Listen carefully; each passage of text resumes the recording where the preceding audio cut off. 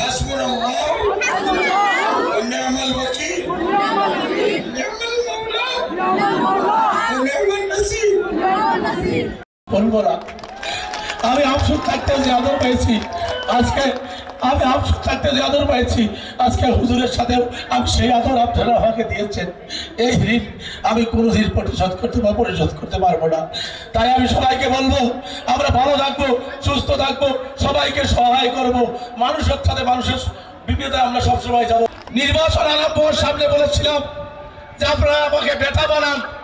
আজকে এই মাঠে প্রমাণ করে দিয়েছে যে সুজন গ্রামের 2,33,000 সংখ্যালঘু ভোটার রাইস আজকে আমাকে আপনারা বেটা বানাইছুন, তারপর আজকে দিয়েছেন।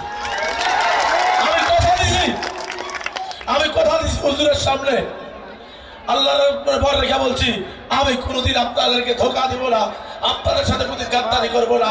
প্রয়োজনে আমি আপনাদের জন্য আমার জান কুরবানি দেওয়ার জন্য ইনশাল্লাহ আমি রেডি আছি।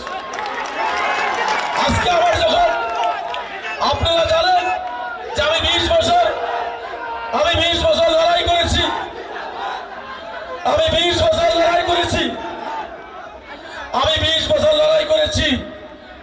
আজ আমি যেভাবে রাজনৈতিক পথে যে আমি অপমান অপদস্থ হয়েছিলাম, সেই সময় আমার বাড়িতে বাবা মরার দিন যেরকম ছিল আর 15 দিন আমার সেই শখ ছিল আমার বাড়িতে। কিন্তু হুজুর আজকে বালাবাড়া মাদ্রাসা এসে বলছিল বাবা তোমার দরকার আছে মাইনরিটি মানুষের জন্য, আসামের জন্য, তাই তুমি আমার দলে আসো, দরজা খোলা আছে, তুমি আমার কণ্ঠ হয়ে থাকো। আর আজকে আমি শুকরিয়া আদায় করি হুজুরকে, আজকে যে আমি দাঁড়িয়ে রয়েছি রাজনৈতিক ভাবে আপনাদের সেবা করার জন্য, তারও অবদান ইনশাল্লাহ আমাদের মৌলানা বদরুদ্দিন আজমল সাহেব হবো।